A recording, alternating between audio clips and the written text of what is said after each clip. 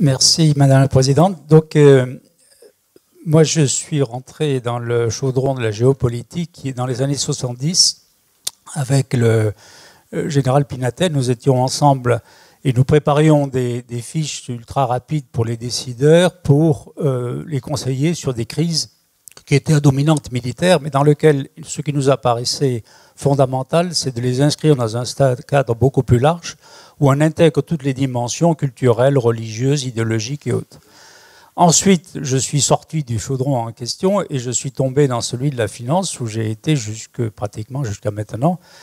Mais assez curieusement, j'ai retrouvé une dimension commune qui est celle de la crise. Parce que, alors je ne sais pas si c'est le destin, alors Confucius dirait que c'était le ciel qui le demandait, mais je me suis trouvé donc dans la crise latino-américaine et polonaise au Club de Paris. Je m'occupais du Club de Paris en 82. J'étais en direct au crack de Wall Street en 87.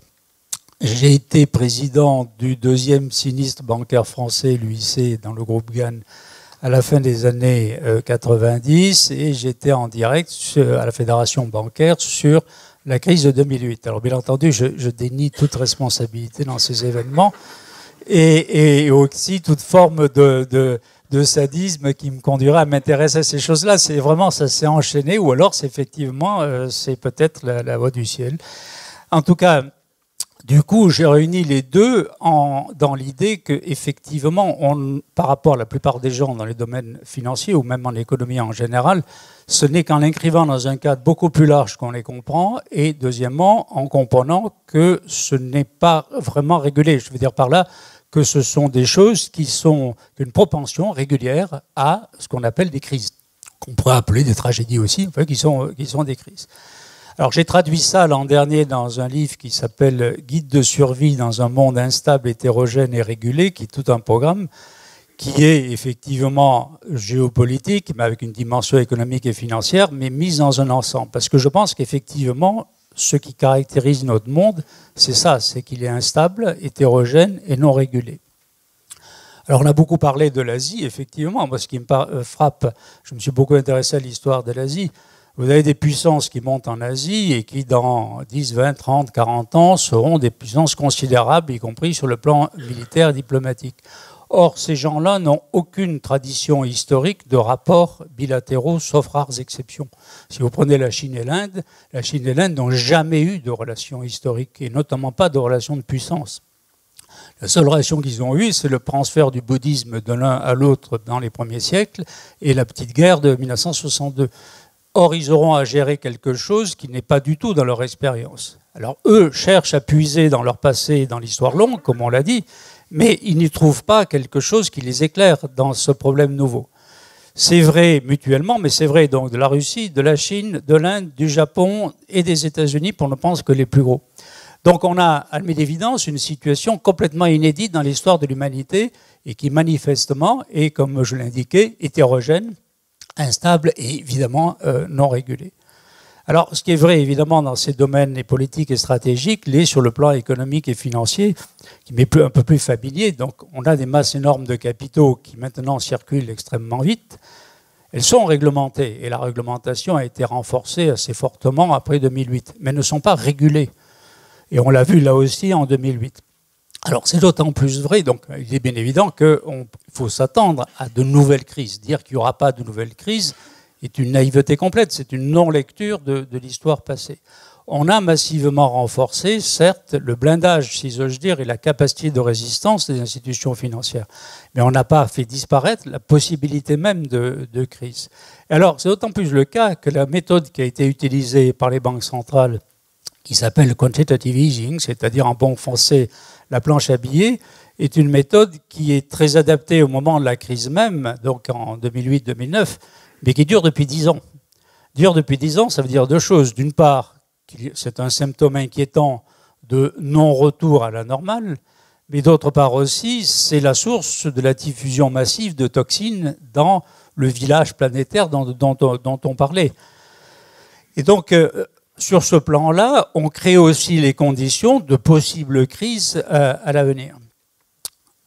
s'y ajoute cet événement effectivement plus géopolitique, qui est le fait que les puissances qui montent voient en même temps leur monnaie s'affirmer. Alors tout le monde le voit dans le cas du yuan.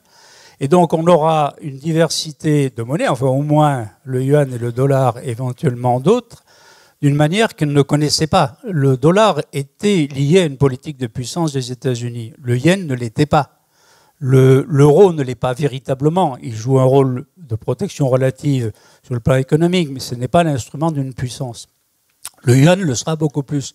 Mais ce qu'il faut bien voir, c'est que ces monnaies ne sont pas non plus saines ou mieux gérées que les autres.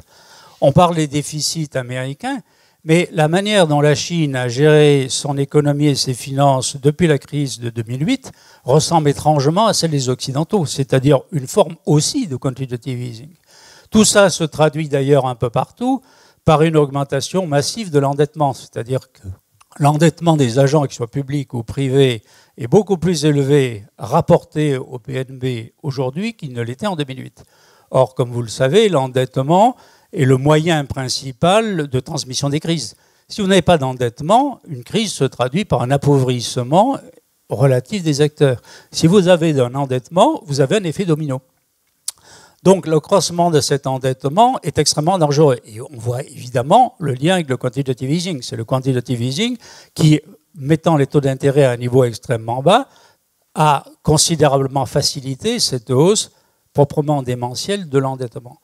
Donc les données de transmission de la crise sont là, mais évidemment, plus on avance dans le temps avec la montée des puissances, plus ça sera une crise qui ne se limite pas au domaine financier, mais qui s'étend évidemment au domaine géopolitique. Il suffit de voir d'ailleurs les liens sur ce plan-là entre Chine et États-Unis.